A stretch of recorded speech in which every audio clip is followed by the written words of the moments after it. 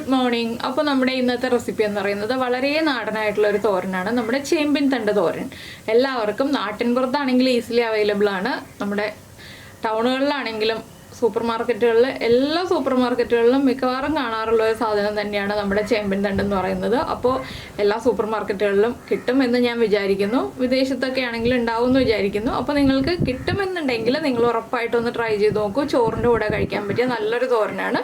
അപ്പോൾ കിട്ടുമെന്നുണ്ടെങ്കിൽ ഉണ്ടാക്കിയിട്ട് അഭിപ്രായങ്ങളൊക്കെ പറയാം കേട്ടോ. നമുക്ക് എങ്ങനെയാണ് നമ്മുടെ ചേമ്പിൻതണ്ട് തോരൻ എളുപ്പത്തിൽ തയ്യാറാക്കുന്നത് നോക്കാം. നമുക്ക് നമ്മുടെ ഇൻഗ്രീഡിയൻസ് നോക്കാം. നമ്മളിപ്പോൾ ചേമ്പിൻ്റെ തണ്ട് ഇതുപോലെ ചെറുതായിട്ട് മുറിച്ച് വെച്ചിട്ടുണ്ട്. തൊലിയൊക്കെ മാറ്റി കഴുകി വൃത്തിയാക്കിയിട്ട് ചെറിയ പീസുകളായിട്ട് മുറിച്ച് വയ്ക്കുക. അതുപോലെ തന്നെ നമ്മുടെ എരിവിനനുസരിച്ച് വറ്റൽമുളക് എടുത്ത് വയ്ക്കുക. ഞാനിപ്പോൾ വറവിടാനും അതുപോലെ തന്നെ ചതച്ചെടുക്കാനും കൂടിയിട്ട് ഒരു 6 വറ്റൽമുളക് എടുത്തിട്ടുണ്ട്. 4 വറ്റൽമുളക് ചതച്ചെടുക്കാനും 2 വറ്റൽമുളക് വറവിടാനുമാണ് എടുത്ത് വയ്ക്കുന്നത്. പിന്നെ ഒരു 3 ടേബിൾ സ്പൂൺ തേങ്ങ ചിരവിയതെടുത്തിട്ടുണ്ട്. കുറച്ച് ഉള്ളി എടുത്തിട്ടുണ്ട്. ഉള്ളി കൂടുതൽ വേണം കേട്ടോ. ഉള്ളി കൂടുതൽ ചേർത്താലാണ് ടേസ്റ്റ് ഉണ്ടാവുക. അപ്പോൾ നമുക്ക് ആദ്യം ഇതിൻ്റെ ഒരു അരപ്പ് റെഡിയാക്കി എടുക്കണം. അതിനുശേഷം വേണം നമ്മുടെ തോരൻ റെഡിയാക്കാനായിട്ട്. അപ്പോൾ ആദ്യം നമുക്ക് മിക്സിയുടെ ജാറിലേക്ക് ഈ വറ്റൽമുളക് ഒരു 4 എണ്ണം ചേർത്തിട്ട് നമുക്കൊന്ന് കറക്കിയെടുക്കാം. വറ്റൽമുളക് ഒരുപാട് അരഞ്ഞു പോകണ്ട, ജസ്റ്റ് ഒന്ന് ചതഞ്ഞ് കിട്ടിയാൽ മതി. ഒന്ന് കറക്കിയെടുക്കുക, അത്രയേ ഉള്ളൂ.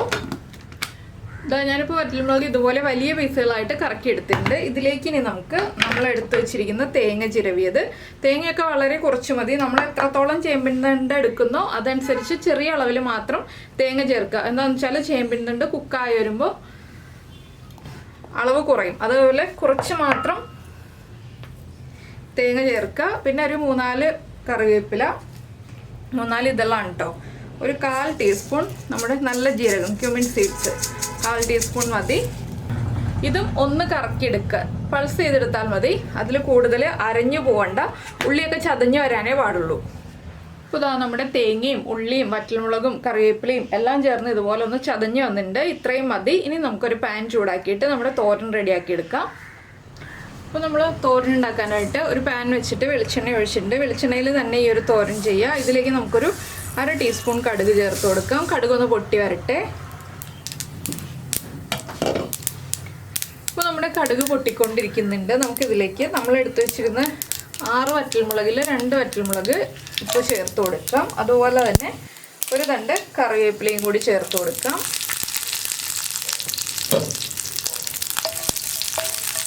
ഇതൊന്ന് ചൂടായി തുടങ്ങുമ്പോൾ ഫ്ലെയിം കുറച്ച് വെച്ചിട്ട് നമ്മൾ റെഡിയാക്കി വെച്ചിരിക്കുന്ന അരപ്പ് ചേർത്ത് കൊടുക്കാം. ഇനി ഇതിലേക്ക് നമ്മൾ ചേർക്കുന്നത് ഒരു 1/4 ടീസ്പൂൺ മഞ്ഞൾപ്പൊടി. ഇതെല്ലാം ചേർത്ത് നന്നായിട്ടൊന്ന് ഇളക്കി ഈ തേങ്ങയുടെയും ഉള്ളിയുടെയും ആ വറ്റൽമുളകിൻ്റെ ഒക്കെ റോ ടേസ്റ്റ് ഒന്ന് മാറി വരുന്നത് വരെ 1 മിനിറ്റ് ഒന്ന് ഇളക്കി കൊടുക്കുക. 1 മിനിറ്റ് മതി. എന്താണെന്ന് വെച്ചാൽ നമ്മൾ ചേമ്പിൻതണ്ട് ചേർത്ത് ഇളക്കുമ്പോൾ ബാക്കി കുക്കായിക്കോളും. അതുകൊണ്ട് തന്നെ 1 മിനിറ്റ് ഒന്ന് ഇളക്കി കൊടുക്കുക. ആ മഞ്ഞൾപ്പൊടിയുടെ റോ ടേസ്റ്റൊക്കെ ഒന്ന് മാറി വരണമല്ലോ. നമ്മുടെ അരപ്പൊക്കെ ഒന്ന് കുക്കായി തുടങ്ങുന്നുണ്ട്. ഇനി നമുക്ക് ഈ ഒരു സ്റ്റേജിൽ നമ്മൾ കട്ട് ചെയ്ത് വെച്ചിരിക്കുന്ന ചേമ്പിൻതണ്ട് ചേർത്ത് കൊടുക്കാം.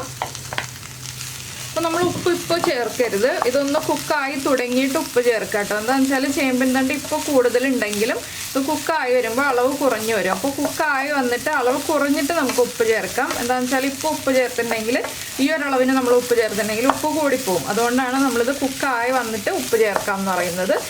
ഇതിനെ നന്നായിട്ടൊന്ന് മിക്സ് ചെയ്യുക. ഹൈ ഫ്ലെയിമിൽ വെച്ചിട്ട് തന്നെ മിക്സ് ചെയ്ത് കൊടുക്കാം. ഇപ്പോൾ തേങ്ങ കുറവും ചേമ്പിൻതണ്ട് കൂടുതലായിട്ട് നമുക്ക് തോന്നും. പക്ഷേ കുറച്ച് കഴിയുമ്പോൾ ചേമ്പിൻതണ്ട് ഒന്ന് കുക്കായി വന്ന് കഴിയുമ്പോൾ തേങ്ങ കറക്റ്റ് അളവിലേക്ക് ആയി വരും. അപ്പോൾ നന്നായിട്ടൊന്ന് മിക്സ് ആയി വരുന്നുണ്ട്. നമുക്കൊന്ന് അടച്ചു വെച്ചിട്ട് 2 മിനിറ്റ് കഴിഞ്ഞിട്ടൊന്ന് ഇളക്കി കൊടുക്കാം. ഇപ്പോൾ ഇതൊന്ന് എല്ലാം ഒരുമിച്ചാക്കിയിട്ട് അടച്ചു വെച്ച് കുക്ക് ചെയ്യാം. അപ്പോൾ നമ്മുടെ ചേമ്പിൻതണ്ട് അടച്ചു വെച്ചിട്ട് ഒരു 2 മിനിറ്റ് ആയി. ഞാൻ ഒരു പ്രാവശ്യം ഒന്ന് ഇളക്കി കൊടുത്തു. ഇത് കണ്ടോ, അളവൊക്കെ കുറഞ്ഞു വന്നിട്ടുണ്ട്. ഇനി നമുക്കിതിലേക്ക് ഉപ്പ് ചേർത്ത് കൊടുക്കാം. ചേമ്പിൻതണ്ടൊക്കെ ചുരുങ്ങി വന്നിട്ടുണ്ട്. ഇനി നമുക്ക് ആവശ്യത്തിന് ഉപ്പ് ചേർക്കാം. ഉപ്പ് ചേർത്ത് നന്നായിട്ട് ഇളക്കി മിക്സ് ചെയ്തിട്ട് വീണ്ടും അടച്ചു വയ്ക്കുക. ഇത് ഒരുപാട് കുക്കിംഗ് ടൈം എടുക്കുന്ന ഒരു കാര്യമൊന്നുമല്ല, വേഗം തന്നെ കുക്കാവുന്നതാണ്. ഇനിയും ചുരുങ്ങി വരും. അതുകൊണ്ട് കുറച്ച് സമയം കൂടി നമുക്കൊന്ന് ഇളക്കി മിക്സ് ചെയ്തതിന് ശേഷം അടച്ചു വയ്ക്കാം. ഇനിയും അടച്ചു വയ്ക്കുമ്പോൾ ലോ ഫ്ലെയിമിൽ അടച്ചു വയ്ക്കണം. വലിയ ബർണറിൽ ഹൈ ഫ്ലെയിമിൽ വയ്ക്കരുത്, ചെറിയ ബർണറിൽ തന്നെ വയ്ക്കുക. അപ്പോൾ എല്ലാവർക്കും ഇപ്പോൾ സൂപ്പർ മാർക്കറ്റുകളിലൊക്കെ ആണെങ്കിലും അവൈലബിൾ ആകുന്ന ഒരു കാര്യമാണ് ഈ ഒരു ചേമ്പിൻ തണ്ട് എന്ന് പറഞ്ഞിട്ടുണ്ടെങ്കിൽ. അപ്പോൾ നിങ്ങൾ ഈ ഒരു റെസിപ്പി ട്രൈ ചെയ്ത് നോക്കിയിട്ടില്ലെങ്കിൽ ഉറപ്പായിട്ടും ഒന്ന് ട്രൈ ചെയ്ത് നോക്കിക്കോളൂ. ചോറിൻ്റെ കൂടെയും കഞ്ഞിയുടെ കൂടെയും ഒക്കെ കഴിക്കാൻ പറ്റിയ നല്ലൊരു തോരനാണിത്.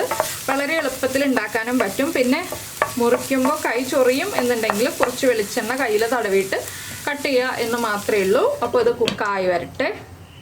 നമ്മൾ വീണ്ടും ഉപ്പൊക്കെ ചേർത്ത് അടച്ചു വെച്ചിട്ട് ഒരു 2 മിനിറ്റ് കഴിഞ്ഞു. ഞാൻ തുറന്ന് ഒന്ന് ഇളക്കുകയാണ്. അപ്പോൾ ഇതുപോലെ പ്രസ് ചെയ്ത് നോക്കുകയാണെങ്കിൽ ചേമ്പിൻ തണ്ടൊക്കെ കുക്കായി വന്നിട്ടുണ്ടെങ്കിൽ നമുക്ക് ഫ്ലെയിം ഓഫ് ചെയ്യാം. ഇത്രയേ ഉള്ളൂ ഇതിൻ്റെ കുക്കിംഗ് ടൈം. വളരെ എളുപ്പത്തിൽ കുക്കായി വരുന്നൊരു വെജിറ്റബിളാണ്. ഈസിലി അവൈലബിൾ ആയിട്ടുള്ളൊരു വെജിറ്റബിളാണ്. ഇനിയിപ്പോൾ ഉപ്പ് ചെക്ക് ചെയ്യുക. ഉപ്പ് കുറവാണെങ്കിൽ ഉപ്പ് ആഡ് ചെയ്ത് കൊടുക്കുക. അപ്പോൾ എല്ലാവർക്കും ഈ ഒരു ഈസി റെസിപ്പി ഇഷ്ടമായിട്ടുണ്ടാവുമെന്ന് വിചാരിക്കുന്നു. ഇഷ്ടമായിട്ടുണ്ടെങ്കിൽ ഒന്ന് ലൈക്ക് ചെയ്യാനും അതുപോലെ തന്നെ നിങ്ങൾക്ക് ഇഷ്ടമായോ, നിങ്ങൾ അതുപോലെ തോരൻ ഉണ്ടാക്കാറുണ്ടോ, വേറെ എന്തെങ്കിലും എക്സ്ട്രാ കാര്യങ്ങൾ ഈ ഒരു തോരനിലേക്ക് ആഡ് ചെയ്യാറുണ്ടോ എന്നൊക്കെ ഒന്ന് കമൻറ്റ് ചെയ്യണേ. പിന്നെ നമ്മുടെ ചാനൽ ആദ്യമായിട്ട് കാണുകയാണ്, നമ്മുടെ വീഡിയോ പ്രസൻറ്റ് ചെയ്യുന്ന രീതിയൊക്കെ ഇഷ്ടമായി എന്നുണ്ടെങ്കിൽ നമ്മുടെ ചാനലൊന്ന് സബ്സ്ക്രൈബ് ചെയ്ത് സപ്പോർട്ട് ചെയ്യണേ. സബ്സ്ക്രൈബ് ചെയ്യുന്നതിന് ഈ വീഡിയോയുടെ താഴെയുള്ള റെഡ് സബ്സ്ക്രൈബ് ബട്ടൺ ഒന്ന് ക്ലിക്ക് ചെയ്യുക. അതിൻ്റെ റൈറ്റ് സൈഡിലുള്ള ബെല്ലൈക്കണും ക്ലിക്ക് ചെയ്യുക. അപ്പോൾ ഓൾ എന്ന് പറഞ്ഞിട്ടൊരു ഓപ്ഷൻ കാണാം. ആ ഓളും കൂടി പ്രസ് ചെയ്തിട്ടുണ്ടെങ്കിൽ ഞാൻ എപ്പോഴും വീഡിയോ അപ്ലോഡ് ചെയ്യുമ്പോൾ നിങ്ങൾക്ക് നോട്ടിഫിക്കേഷൻ വരും. അപ്പോൾ ഞാനൊന്ന് ഉപ്പൊക്കെ ചെക്ക് ചെയ്തിട്ട് ഉപ്പ് കുറവാണെങ്കിൽ ഉപ്പ് ആഡ് ചെയ്ത് കൊടുക്കണം. ഉപ്പൊക്കെ കറക്റ്റാണ്, എരിവും കറക്റ്റാണ്. ഇനിയിപ്പോൾ ഉപ്പ് എരിവൊന്നും ആഡ് ചെയ്യാനില്ല.